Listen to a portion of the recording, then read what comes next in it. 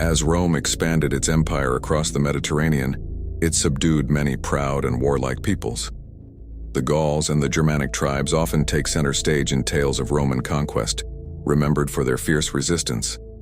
Yet across the Adriatic Sea, another equally formidable people made their home in the rugged highlands of the Western Balkans, an ancient land known as Illyria. Though often overlooked, the Illyrians would mount one of the greatest uprisings Rome had ever faced. Illyria, rich in natural resources and fertile land, was of great value to the Romans.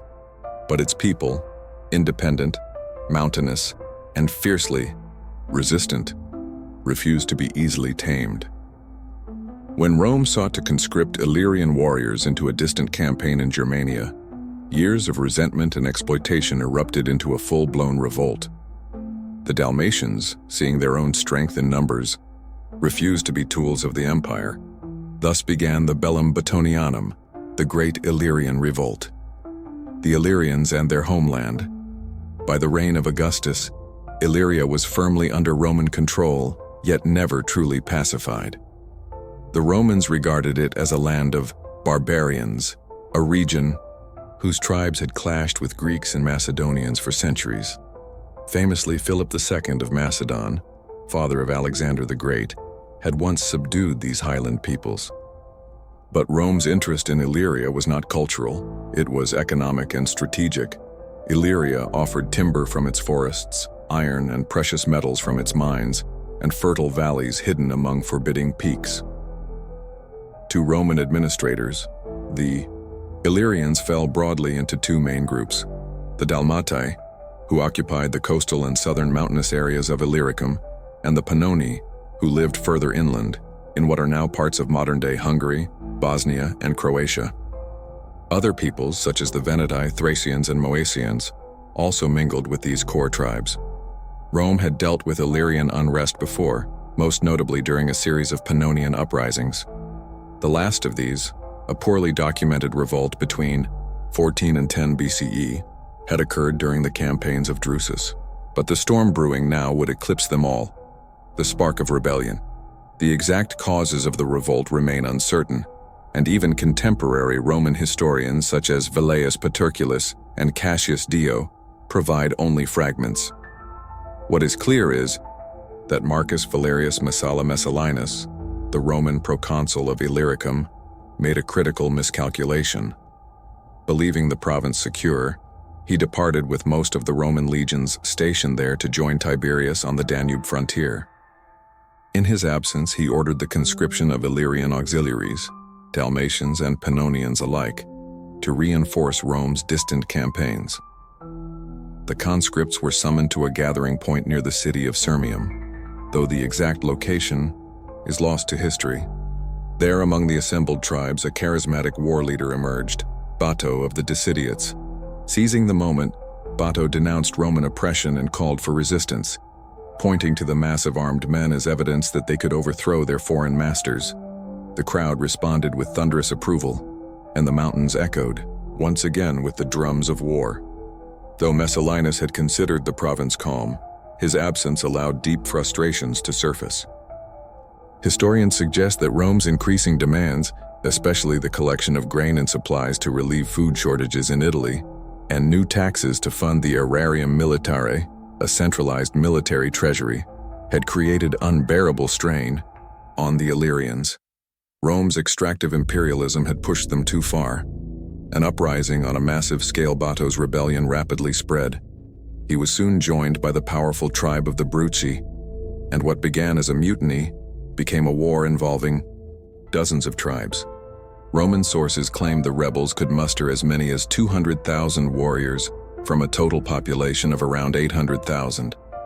While likely exaggerated, these figures reflect the scale of the threat.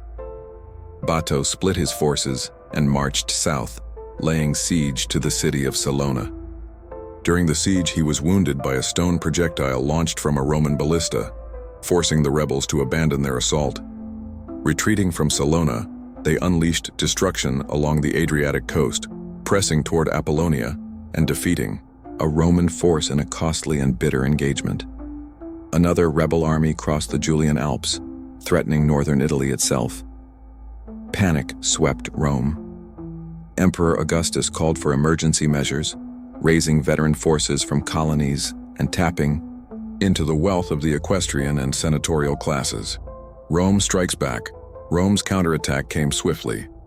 The Thracian king RomanHistory, an ally of Rome, entered the fray against the eastern Illyrian tribes. Meanwhile, the governor of Macedonia, AugustusCaesar Severus, marched north with 4 Roman legions to confront the rebellion. He met the Dalmatians near the river Drava.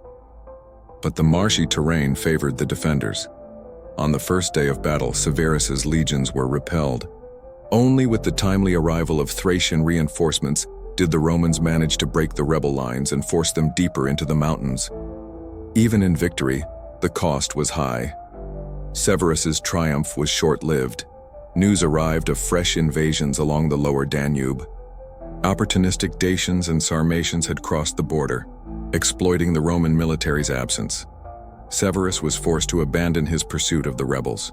With him gone, only the garrison at Salona remained to hold Illyria. A war not easily ended. Meanwhile, Tiberius, Rome's future emperor, was conducting a campaign against the Marcomanni and their king Maroboduus. Though that front had stalled, he hesitated to redirect his legions to Illyria, cautious and calculating with age. But soon, he would have no choice. The Great Illyrian Revolt was not merely a provincial uprising. It was the largest and most dangerous rebellion Rome had faced since the days of the civil wars. For 3 years, the empire would be forced to commit vast resources to crush it, legions, gold, and political will.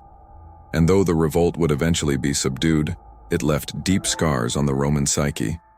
Illyria would be pacified, yes, but never forgotten. The mountains of the Balkans had revealed Rome's vulnerabilities, and the names of Bato and his warriors would be etched into the long memory of rebellion against empire.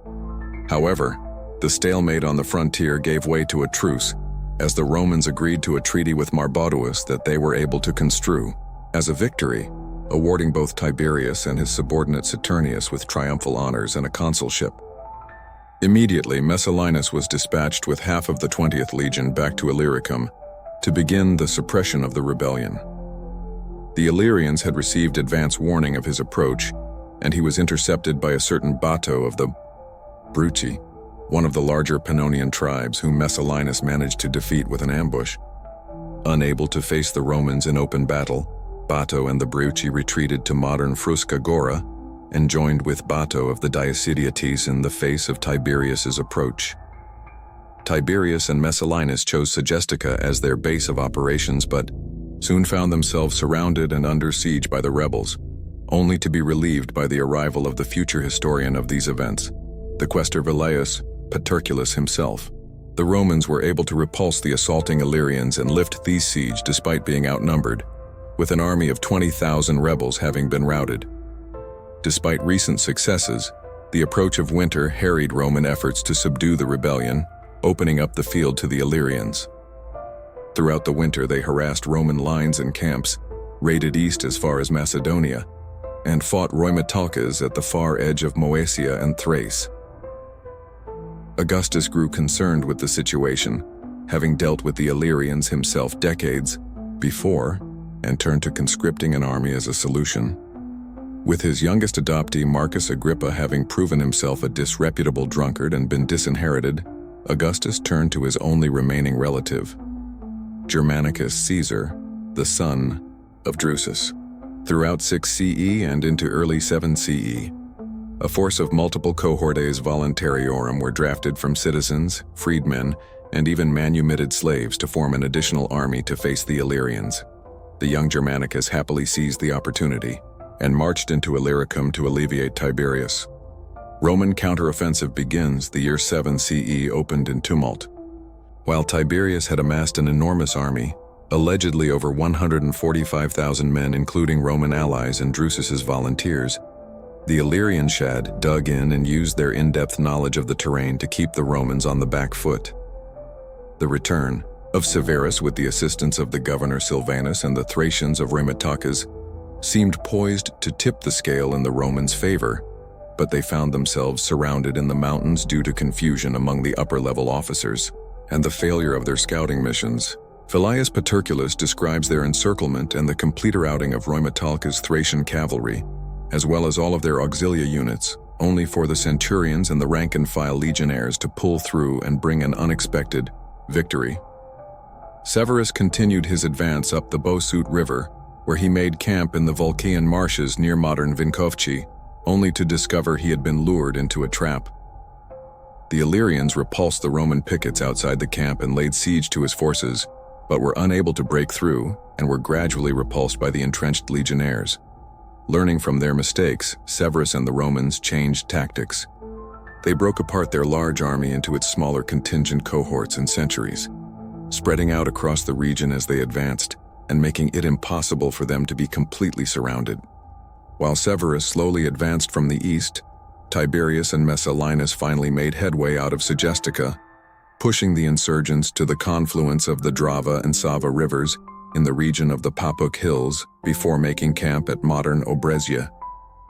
Germanicus and his volunteers also pushed deep into central Illyria, attacking and subduing the Mazaiae, a Pannonian people who lived in the region of modern Banja Luka. As winter set in, Germanicus remained in the heart of Illyria with his men. At the same time, Tiberius left for Araminium to meet with Augustus as the War of Bato entered its third year. The melting of the winter snows brought opportunity for Germanicus in early 8th CE, as he and his men tore down their camp and began their advance to Splonum, the nearby center of mining and metallurgy in Illyricum. The city was well fortified with a large number of defenders and stone walls. Germanicus did not have time on his side and was forced to bring up ballistae and other engines for a direct assault. The Illyrians repulsed him repeatedly until, finally, a Germanic cavalryman named Pusio brought down a crenellation with a stone, taking the defender off the wall with it. The sudden casualty spread panic through the Illyrians, who abandoned that section of wall, creating an opening for the Romans to take the fortress. Ultimately, the defenders surrendered en masse to prevent their execution. The fall of Rhetinium to Germanicus, however, proved to be a gruesome affair in comparison. Outnumbered, the Illyrians set fire to the suburbanus outside the walls in portions and retreated to their citadel. The Romans, thinking they had successfully routed the defenders, were lured into the city and laid siege to the citadel, only to realize too late they were now trapped by the encircling flames.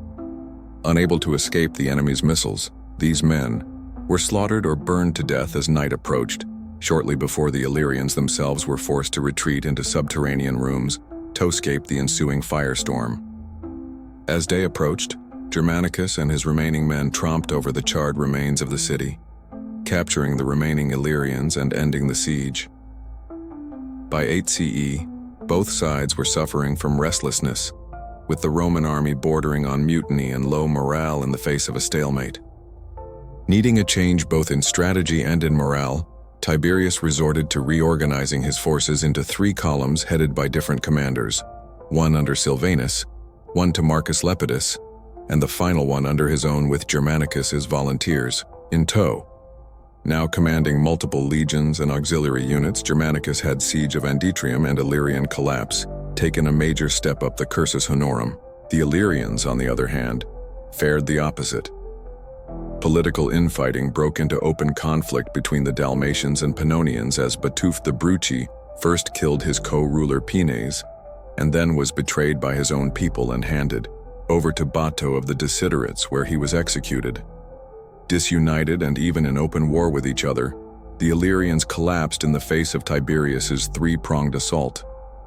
Silvanus's advance into northern Illyricum and southern Pannonia was met without opposition, and the Broci and other Pannoni surrendered without a fight. Bato and his Desiderates, however, retreated deeper into central Illyria and Dalmatia, drawing the Romans into their own lands. While the Romans had previously been successful in taking the fortresses of the Dalmatae, Bato's fortress of Andetrium was unusually well provisioned and nestled in the mountainous crags near Salona, providing a haven for his army, which could withstand Roman assault. Tiberius and Germanicus found themselves repulsed over and over, as Bato's men could attack, their supply lines and harass any attempt to undermine or scale the walls with missiles of their own. His men knew this was their last stand. The defected Illyrian auxilia troops feared their mass execution by the Romans, and so coerced the rest of the rebels to fight to the last man rather than surrender in spite of rampant disease and hunger. Tiberius once again faced a mutiny by his own men due to the stymieing of his offensive.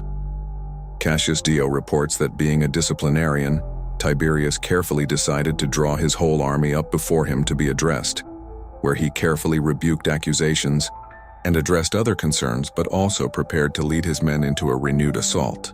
Bato was intimidated by this display and pressed for terms, but Tiberius ignored his heralds and led his army against Dendetrium. Arranged in a quadratum or square, the Romans advanced against the fortress, where they were beset by all manner of missiles, including sling bullets, javelins, arrows, stones, barrels, and other objects that could harry or maim the assaulters. As their momentum slowed, Tiberius sent in reserves, the arrival of which caused the Illyrians to panic as they shut their gates against their own men outside the fortress.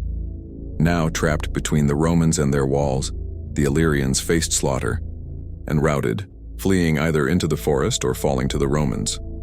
Seeing their compatriots slaughtered before their eyes, the remaining defenders inside Dendetrium capitulated, albeit Bato himself managed to escape.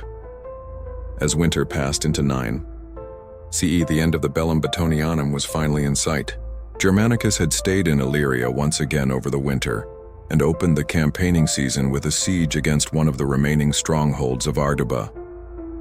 While seemingly impregnable with its mountaintop position and thick walls, infighting broke out among the defenders and the inhabitants who wished to surrender and avoid execution. A mix of defections to the Romans and mass suicides ensued, resulting in the swift Roman capture of the town and the capitulation of one of the last strongholds of the Illyrian Bato's surrender and aftermath rebels. With news of Arduba's fate, the rest of the stronghold surrendered and Germanicus turned operations over to his officer, Postumius. Still at large, Bato sought terms from Augustus. At the beginning of the year, he had sent his son Scuus as a hostage with terms for surrender in exchange for a pardon. Tiberius agreed, and Bato surrendered himself to the Romans and was taken before Tiberius, where he surprised them with his complete submission and request for clemency for the remaining rebels in exchange for his own life. Tiberius ordered. Bato spared in a moment of diplomatic wisdom, having learned from the events of the Pannonian War before that partially precipitated this revolt. Tiberius was proclaimed imperator by his men alongside Augustus, who granted him a shared triumph with his commanders Silvanus, Marcus Lepidus, and Germanicus. Bato was ultimately paraded as a human trophy at the head of the column, and the Illyrian Revolt officially had come to an end. Ultimately, the Romans partially went back on their word to Bato, breaking apart the Illyrian confederations of the Bruci and Dicidiots and selling many other peoples into slavery around the empire, particularly the men of fighting age. Redrawing. The lines of local organization would ultimately lead to successful and long-term imperial colonization of Illyria, highlighting Rome's position as a malicious entity to the indigenous peoples they conquered and ruled. Despite this resounding success for Tiberius and the young Germanicus, things were about to become much worse for Rome. Once again, the province of Germania found itself beset by turmoil as the leader of the Cherusci, a former Roman officer named Arminius, led a renewed revolt against the Romans. These events would precipitate an event still remembered around the world, the Battle of the Teutoburg Wald, or the Battle of Calchries. This would prove to be the ultimate challenge for Augustus, while Germanicus's career would reach new heights.